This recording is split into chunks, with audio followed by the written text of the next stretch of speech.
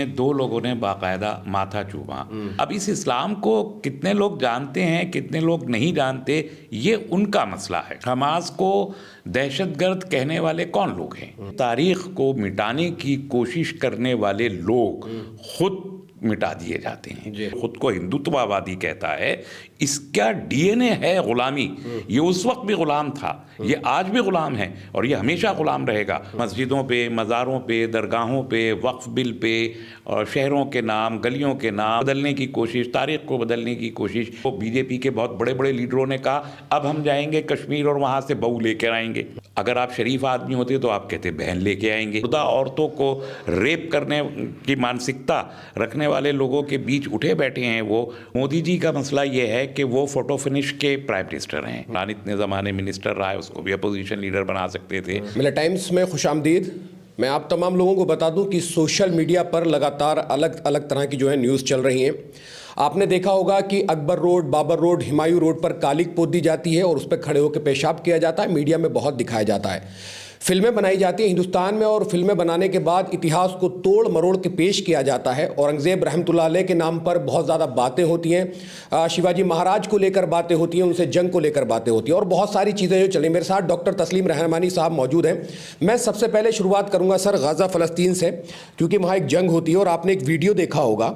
जब जंग होती है तो यहाँ की मीडिया लगातार उनको आतंकवादी कहती है, मुजाहिदीन कहती है, बहुत सारी बातें जो उनके बारे में कहती है। लेकिन जब वो कैदियों को छोड़ते हैं तो दो कैदी में से दो जो हमास के जो मुजाहिदीन हैं उनका माथा चूम के जाते हैं, उनके माथा चूमते हैं। तो क्या एक मैसेज जो है वो दे रहे हैं? एक ऐसा देश जो दुश्मन बना, जो सबसे बड़ा दुश्मन फ़लस्तीन का है, हमास का है, वहाँ 45-50 हज़ार लोगों की जान चली जाती है, जेनोसाइड होता है, उसको आप कैसे देखते हैं? देखिए, जो पहली मरतबा अभी इस राउंड में जो सीज़ फायर हुआ था, उसमें जो पहली बार हमास ने अपने कैदी छोड़े थे, उसमें भी एक खातून थी जिन्होंने अपने एक रखवाले के कंधे पे हाथ रख के उनको विश किया था। और अब जो ये छठा हुआ कल, इसमें दो लोगों ने बाकायदा माथा चूमा। तो जाहिर है कि वो तो कैदी थे और 10 यानी ये 14 महीने से कैद में थे 7 अक्टूबर के बाद से। तो इन महीनों में उनके साथ जो रवैया रहा होगा उसका इजहार उन्होंने अपने आखिरी जेस्चर से किया। अदरवाइज़ तो अगर कैदियों पर जुल्म होता तो वो अपने आप को आज़ादी की फ़िज़ा में सांस लेने पे फ़ख्र महसूस करते और अपने छोड़ने वालों को अपना दुश्मन समझते। लेकिन दुश्मन समझने की बजाय उन्होंने उनको अपना मोहसिन, अपना मुरब्बी और अपना दोस्त समझने का एक जेस्चर दिया। इससे बग़ैर कुछ कहे 1 सेकंड में सारी दुनिया में एक मैसेज गया कि हमास ने जो कुछ किया वो अपने दिफा में किया, जो कैद किया अपने दिफा में किया और फिर कैदियों के साथ वो सलूक किया कि जिसका हुक्म इस्लाम उन्हें देता है। यानी हमारे यहाँ इस्लाम में जंगी कैदियों के साथ मुरव्वत, मोहब्बत और उनके साथ हुस्न सलूक का बाकायदा हुक्म है। इंतहा ये कि नबी करीम सल्लल्लाहु अलैहि वसल्लम के ज़माने में भी जब कैदी लाए गए और उनको तस्मों से बांध के रखा गया तो रात में आप दौरा करने निकले तो आपने देखा कि कैदियों को उन तस्मों की वजह से जहमत हो रही है, तो आपने ख़ुद हुक्म दिया कि इनके तस्मे ढीले कर दो। तो ये इस्लाम है। अब इस इस्लाम को कितने लोग जानते हैं, कितने लोग नहीं जानते, ये उनका मसला है। हमास को दहशतगर्द कहने वाले कौन लोग हैं? अब बताइए, हमास एक 2006 में बाकायदा मौजूदा ज़माने की मुरव्वज तारीफ़ के मुताबिक एक जमहूरी इलेक्शन के ज़रिए गज़ा के और बल्कि पूरे फ़लस्तीन के अवाम के ज़रिए मुंतखब हुकूमत थे, जिनकी हुकूमत को डिसमेंटल किया गया, गिराया गया और फिर उनका मुहासरा 2007 में कर लिया गया। किसी आलमी इदारे ने हमास को आज तक टेररिस्ट नहीं कहा। यूनाइटेड नेशंस ने नहीं कहा और जो इस किस्म के दूसरे बड़े आलमी इदारे हैं उन्होंने नहीं कहा। अलबत्ता अमेरिका ने कहा, नेटो कंट्रीज़ ने कहा, इसराइल ने हमेशा कहा और उन लोगों ने कहा जो उनके हाशिया बरदार हैं जी। जैसे भी जिस नौइयत के भी हैं, चाहे वो अरब हों या नॉन अरब हों, जो अमेरिका, यूरोप और इसराइल के हाशिया बरदार हैं, उन चंद लोगों ने 8-10 ममालिक ने उनको टेररिस्ट कहा। हमारे मुल्क ने आज तक उनको टेररिस्ट ऑफिशियली नहीं कहा। मीडिया हमारा जो कुछ भी कहता हो वो एक सेफ्रोनाइज्ड मीडिया है, वो उसकी बात पर तो कोई भरोसा किया नहीं जाता। लेकिन उस मीडिया ने भी के सामने हमने जब कभी कहा कि आप साबित कीजिए कि ये हमारे मुल्क में ऑफिशियल पॉलिसी क्या है उनके बारे में, तो खामोश हो जाते हैं। इसी तरह हिजबुल्लाह के बारे में दहशतगर्द कोई भी कहे कि आलमी इदारे नहीं कहते, हमारा मुल्क भी नहीं कहता, तो हम क्यों दहशतगर्द कहेंगे? और वो दहशतगर्द नहीं है। दहशतगर्दी के बारे में ये बात सबको जाननी चाहिए और समझनी चाहिए कि एक वक्त में जिन लोगों को दहशतगर्द कहा जाता है, तारीख़ अगले लम्हे में उन्हीं को मुजाहिदीन आज़ादी कहती है, और ये हमारी तारीख़ से भी वाबस्ता है। हमने भी जंग आज़ादी की जंग 100 साल लड़ी है। उस वक्त जो लोग टेररिस्ट थे वो आज हमारे हीरोज़ हैं। तो ये कोई तारीफ़ मुतय्यन है ही नहीं कि दहशतगर्दी किसे कहते हैं। 1700 घंटे यूनाइटेड नेशंस ने एक मुत्तफ़क़ इलैह दहशतगर्दी की तारीफ़ तय करने के लिए बहस की है। 1700 घंटे, और आज तक कोई दहशतगर्दी की तारीफ़ मुतय्यन नहीं हो पाई। तो जिसको जब जो सूट करता है तब वो उसको दहशतगर्द कहता है। हकीकत यह है कि फ़्रांस में 1890 में जो इनकलाब आया था हुकूमत के ख़िलाफ़, उसमें पहली मरतबा वहाँ के अखबार द टाइम्स ने दहशतगर्दी का लफ्ज़ बागियों के ख़िलाफ़ इस्तेमाल किया था, और बाद में वो वही बागी हुकूमत में आ गए। तो दहशतगर्दी कोई एक नॉन सीरियस वर्ड है जिसको मैं समझता हूँ कि जिसे इस्तेमाल करना महज़्ज़ब दुनिया के लिए नामुनासिब है। सर, हमारे कंट्री में क्या होता है कि इतिहास को लेकर बहुत सारी मूवी बनाई जाती हैं, और मुग़लों का एक दौर जो है देश में गुजरा है। ये कहा जाता है कि देश को लूट लिया। फिर आपने देखा होगा एक वीडियो काफ़ी वायरल है जिसमें अकबर रोड, हुमायूं रोड पे कालिक पोती जाती है, वहाँ खड़े होकर पेशाब किया जाता है। नौजवान है, आखिर इतनी नफ़रत इन नामों से क्यों है सर? देखिए, हमारे मुल्क में एक तबका है, हमेशा से है, छोटा सा तबका है, वो अपने आप से शर्मिंदा है, अपनी तारीख़ से शर्मिंदा है, अपनी तहजीब, अपने कल्चर से शर्मिंदा है। वो इस शर्मिंदगी का इजहार इस तरीके से करता है। सच ये है कि तारीख़ को मिटाने की कोशिश करने वाले लोग खुद मिटा दिए जाते हैं, और ये वही मिटने वाले लोग हैं जो आज थोड़ा सा इक़्तिदार में आए हैं, थोड़ी देर के लिए आए हैं, लेकिन इन्हें मिटना है। क्योंकि तारीख़ एक बार जब रकम हो जाती है तो उसे कोई नहीं बदल सकता। आप हिंदुस्तान की किताबों में, निसाब की किताबों में से निकाल दें, आप फिल्में बना लें, आप प्रोपेगेंडा कर लें, आप सोशल मीडिया पर ट्रेंड चला लें, लेकिन इससे 1000 साल की तारीख़ नहीं बदल सकती। इससे ये नहीं बदल सकता कि हज़रत औरंगज़ेब रहमतुल्लाह अलैह इस मुल्क के मोहसिन आज़म थे।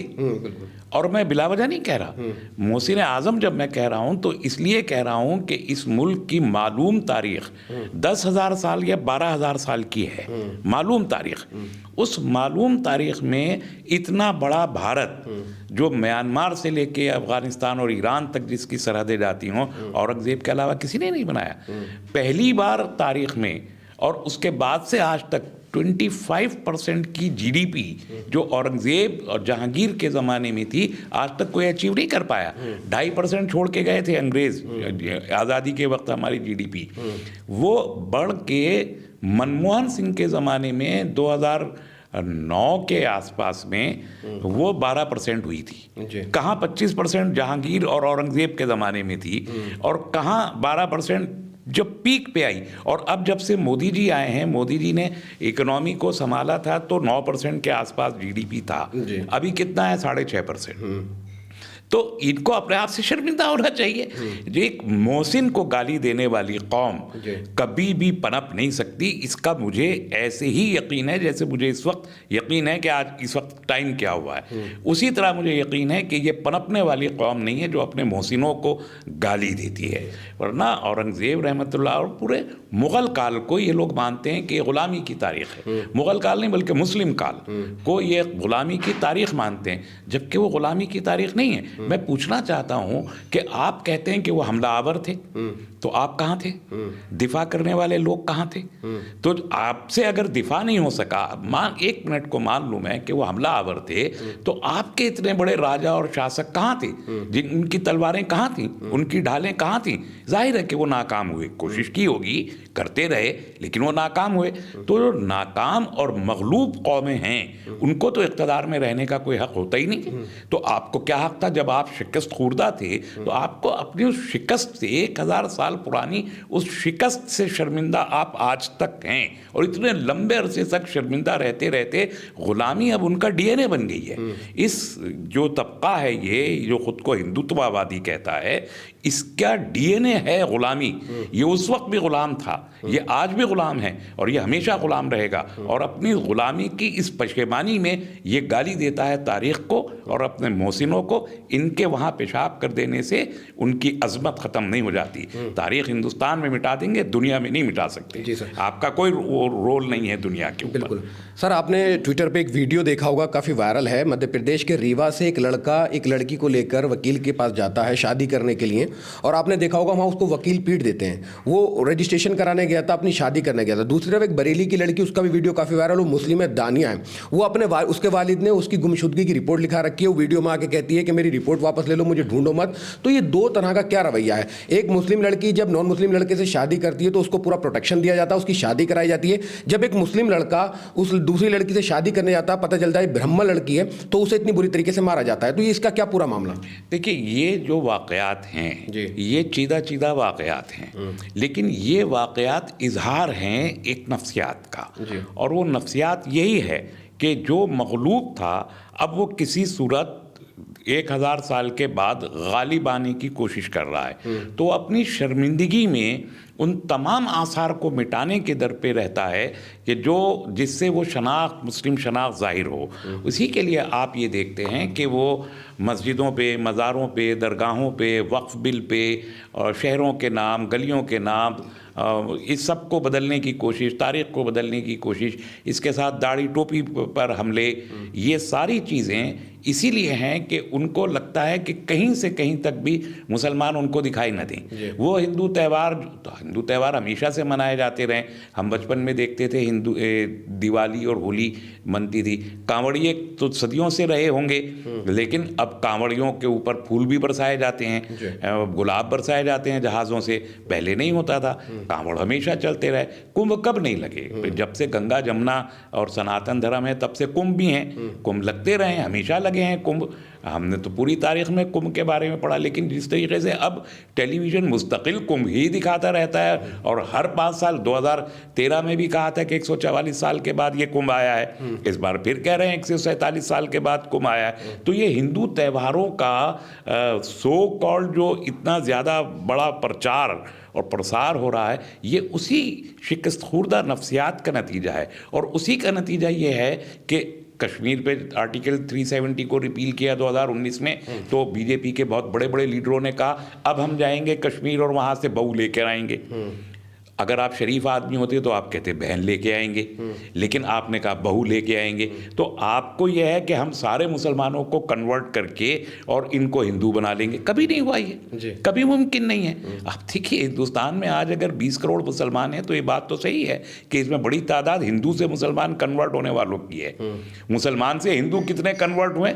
जो हुए उनको वसीम रिजवी बन गए वो। और वसीम रिजवी की सर एक वीडियो काफ़ी वायरल है, वो 11,000 रुपये का थोड़ा सा वो चेक वगैरह दे रहे हैं। तो धर्मांतरण का मामला देखें तो कलीम सिद्दीकी को जेल कर दी जाती है, लेकिन जब इस तरह का मामला होता है तो कोई कार्रवाई नहीं की जाती। उसको आप कैसे देखते हैं? ये सब उसी का है कि आप कानून को भी इस्तेमाल करना चाहते हैं, आप दस्तूर को अपने पैराए में उसी अंदाज से बदल देना चाहते। भाई, धर्मांतरण के खिलाफ कानून कब नहीं था? हमेशा से रहा है। गौकशी के खिलाफ कानून कब नहीं था? और आपको जो मालूम है कि आज़ाद हिंदुस्तान में गौकशी के खिलाफ पहला कानून कहाँ बना? जम्मू एंड कश्मीर में 1951 में। उसके बाद बना दिल्ली में 1953 में। तो ये सारे कानून पहले से मौजूद हैं। इसके बावजूद धर्मांतरण होता रहा है। तो तब्दीली मजहब एक इंसान का ज़ाती इख्तियार है, वो जब जिसको चाहे इस्तेमाल करे। मुसलमानों को भी कोई नहीं रोक रहा कि वो हिंदू हो जाए। लेकिन मुसलमान नहीं होते। हिंदुओं को भी कोई नहीं रोक रहा कि मुसलमान हो जाए, और वो होते हैं, कुछ तो दिखाई देता होगा। तो सारी दुनिया एक इस्लामोफोबिया का जो शिकार है, उसमें इस्लाम को गाली देने वाले तबकात बहुत ज़्यादा हो सकते हैं, लेकिन इस्लाम को अभी तक कोई नुकसान पहुंचाने वाले ये तबकात नहीं है। अलबत्ता मैं ये ज़रूर कहूँगा कि फ़ी ज़माना, आज के ज़माने में अगर इस्लाम को नुकसान पहुंच रहा है तो मुसलमानों के अपने आमाल, अखलाक और किरदार की वजह से पहुंच रहा है। तो ये जो चोटें पड़ रही हैं, इससे मुसलमानों को सबक सीखना चाहिए और अपने आमाल, अपने अखलाक और अपने किरदार और अपने दीन की तरफ वापस लौटने की ईमानदाराना कोशिश करनी चाहिए। ये तो उड़ते हुए बादल हैं, ये आते हैं, कभी बरस के चले जाते हैं, कभी बिना बरसे गुजर जाते हैं। इनके गुजरने का इंतज़ार कीजिए और अपनी इस्लाह कीजिए। सर, मैं यहाँ एक बात और जानना चाहता हूँ। उत्तर प्रदेश के मुख्यमंत्री योगी आदित्यनाथ सदन में खड़े होकर उर्दू को लेकर बहुत बड़ी बात कह देते हैं। एक बहुत कटमुल्ला टाइप जो वर्ड उन्होंने इस्तेमाल करा कि देश को कटमुल्लापन की तरफ लेके जा रहे हैं, मौलवियत की तरफ लेके जा रहे हैं। आप कैसे देखते हैं, क्या बिना उर्दू के रहा जा सकता है या बिना उर्दू के देश की कल्पना की जा सकती है? वो तो असेंबली में ही जब तकरीर कर रहे थे तो उर्दू का ही शेर पढ़ रहे थे, तो उसी में कहा। तो वो एक महज़ब समाज में उठने बैठने का मौका उनको शायद बहुत कम मिला है योगी जी को। बदकिस्मती है, वो इतने बड़े आदमी बन गए, इतने ज़माने पार्लियामेंट में रहे, अभी 8 साल से वो चीफ मिनिस्टर भी हैं। उनको इस दौरान कुछ पढ़ लिख लेना चाहिए था, या अभी तो पढ़ने की भी ज़रूरत नहीं है। अब चीफ मिनिस्टर हैं तो इतना लंबा चौड़ा ब्यूरोक्रेसी स्टाफ है, वो सब पढ़े लिखे लोग होते हैं, उनसे ही पूछ लेना चाहिए। अगर आप खुद भी पढ़ने में कोई दिलचस्पी नहीं रखते तो उन्होंने कुछ लिखा पढ़ा नहीं है, वो महज़ब समाज में कभी नहीं रहे, वो इंतहाई गैर महज़ब समाज में रहे हैं, जहां वो मुर्दा औरतों को रेप करने की मानसिकता रखने वाले लोगों के बीच उठे बैठे हैं। वो उन ऑर्गेनाइजेशंस को उन्होंने परवान चढ़ाया है। तो उनसे ये तवक्कुई की जाती है कि वो कोई अच्छी बात कहें या वो तारीख़ को जानें, ये मुमकिन नहीं है। मैं समझता हूँ कि गैर मुस्लिमीन के जो नाम, बहुत बड़े जो मुसन्निफ़ीन हैं, शायर हैं, अदीब हैं, जितनी बड़ी फहरिस्त इस मुल्क में गैर मुस्लिमीन की मिलेगी, शायद ही मुसलमानों की उतनी बड़ी वो मिले। यानी तिलोक चंद महरूम हैं, ब्रिज नारायण चकबस्त हैं, और आपके राम प्रसाद बिस्मिल हैं। ये सारे लोग, आप देखिए कुरान छापने का सबसे बड़ा इदारा इस मुल्क में किसका था? मुफ्ती नवल किशोर का, सबसे बड़ा इदारा। और कितनी इज्जत और एहतराम के साथ कि उनका स्टाफ तक बावजूद रहता था, जो उनके इसका प्रेस का, छापे खाने का जो भी स्टाफ था। तो ये सारा का सारा, अभी भी देखिए इसी ज़माने में कृष्ण बिहारी नूर हमारा बहुत बड़ा शायर था। तो ये सारे लोग, ये सब इन लोगों को मैंने कहा ना, ये एहसास निदामत, शिकस्तखुर्दगी, ग़ुलामी के डीएनए में जीने वाले लोग हैं। इनकी बातों को सीरियस नहीं लेना चाहिए। और मैं नहीं समझता कि उन्होंने असेंबली में जो बात कही थी, असेंबली में उस बहस में दूसरे लोगों ने उनको वहीं के वहीं जवाब दे दिया था।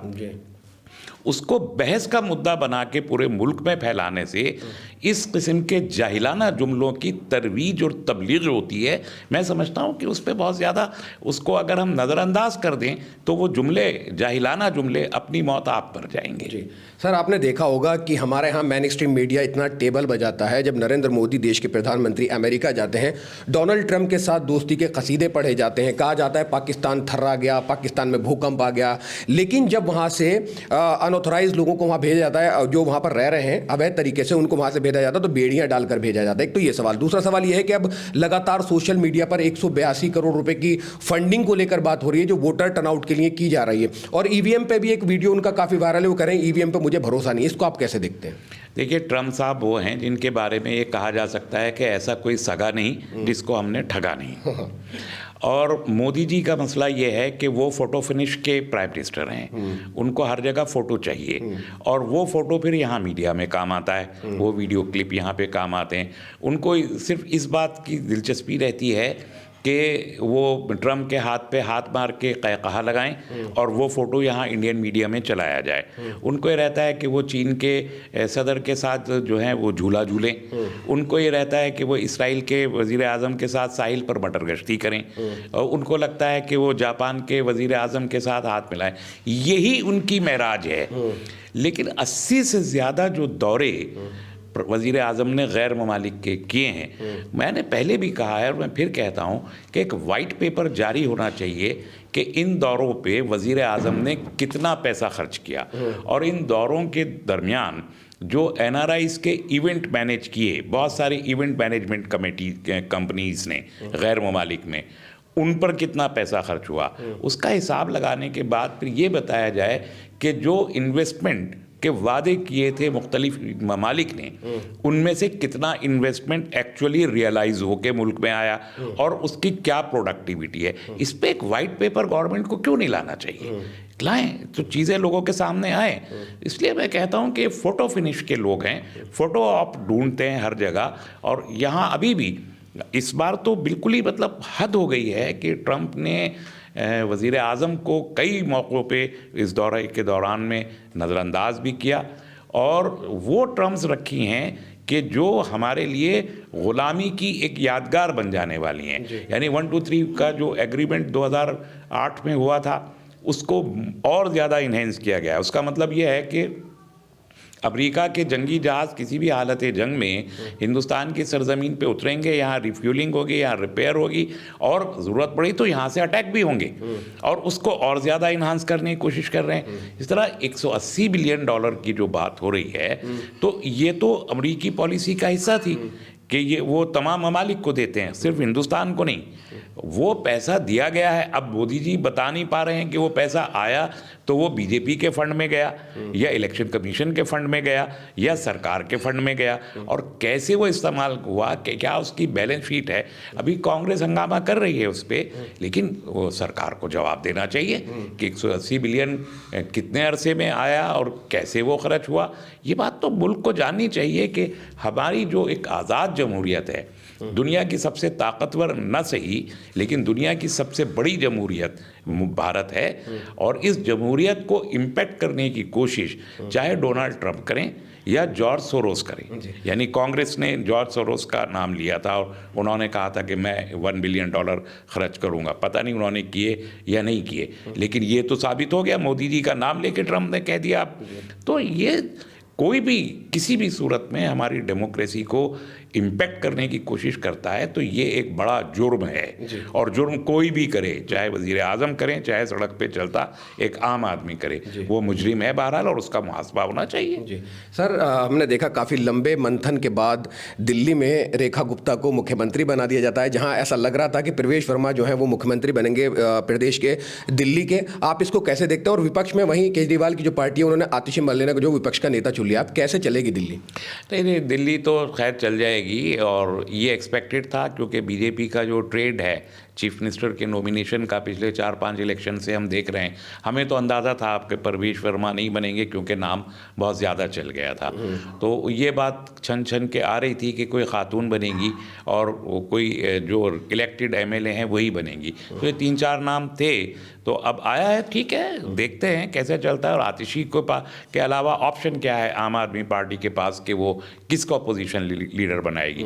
गोपाल राय को दिल्ली की जिम्मेदारी दे सकती है, मुसलमान को तो आम आदमी पार्टी देखना ही नहीं चाहती किसी भी सूरत से कहीं भी, वरना तो शुएब इकबाल का बेटा तो खैर अभी आया है, आले इकबाल भी था, इमरान भी था, इमरान इतने ज़माने मिनिस्टर रहा है, उसको भी अपोजिशन लीडर बना सकते थे, लेकिन वो सब नहीं करना है। और इवन गोपाल राय को नहीं बनाया इन्होंने, हालांकि वो दिल्ली का कन्वीनर था और वो भी एक तजुर्बेकार आदमी है, इतने ज़माने मिनिस्टर रहा है। तो लेकिन आतिशी चूँकि पूरे इलेक्शन कैंपेन के दौरान और चीफ मिनिस्टर बनाने के दौरान आतिशी को इन्होंने एक पपेट खड़ावे रखी हुई खातून के चीफ मिनिस्टर की हैसियत से प्रोजेक्ट किया। एक pro time chief minister Kejriwal ने आतिशी को प्रमोट किया, तो वो उनके डिक्टम, उनके डिक्टेशन, उनके कहे अनुसार कहीं भी चल सकती हैं, कुछ भी कर सकती हैं आतिशी जी, इसलिए वो सूट करती हैं अपोजिशन लीडर के लिए। बट वो बहुत, अब कैसे चलती है सरकार तो अभी तो 20 तारीख को बनी है, अभी 3-4 दिन ही हुए हैं, देखते हैं। लेकिन मुझे उम्मीद यह है कि दिल्ली में जो डुप्लीकेसी ऑफ अथॉरिटी रहती है, एक गवर्नर की डुप्लीकेसी है, एक गवर्नमेंट की है, एक सेंट्रल गवर्नमेंट की है, अलग अलग इदारे, ये चूँकि अब आम आदमी पार्टी नहीं सरकार में रही, तो बीजेपी ने बहुत बड़े दावों के साथ आई है, तो इन दावों को पूरा करने की जिम्मेदारी बीजेपी की है और एक्सक्यूज भी कोई नहीं है उनके पास अब। तो ये तो कह रहे हैं कि भाई मोदी जी की पहली गारंटी शुरू हो चुकी है, जमुना जो है वो साफ होनी शुरू हो गई, जमुना माँ को साफ करना शुरू कर दिया। जमुना तो शीला दीक्षित के ज़माने से साफ हो रही है, कब से नहीं हो रही है वो तो। जमुना जी की सफाई के हज़ारों करोड़ रुपए तो जमुना में ही बह चुके हैं, साफ नहीं हुई जमुना जी। इन्होंने सरकार बनाने से 2 दिन पहले ही जमुना की सफाई का अभियान शुरू कर दिया था। अगली छठ पूजा पे देखते। अच्छा, ठीक है। तो दोस्तों मैं आप तमाम लोगों को बता दूं, जिस तरह से लगातार इतिहास को लेकर बात होती है सोशल मीडिया पर, लगातार औरंगज़ेब रहमतुल्लाह अलैह को लेकर जो है जो ट्रोलर हैं वो बहुत सारी चीज़ें लिखते हैं। शायद इतिहास का उनको ज्ञान नहीं होता है, ना ही वो इतिहास पढ़ने की कोशिश करते हैं, अपने पास से बहुत सारी बातें लिखते रहते हैं। तो इस तरह की तमाम जितनी भी जो न्यूज़ चल रही थी उसी को लेकर आज हम बात कर रहे थे डॉक्टर तस्लीम रहमानी साहब से। बखूबी उन्होंने जवाब दिए हैं। इसी तरह फिर किसी शख्सियत के साथ आपकी मुलाकात कराएंगे, तब तक के लिए मुझे दीजिए इजाज़त। अल्लाह हाफिज़।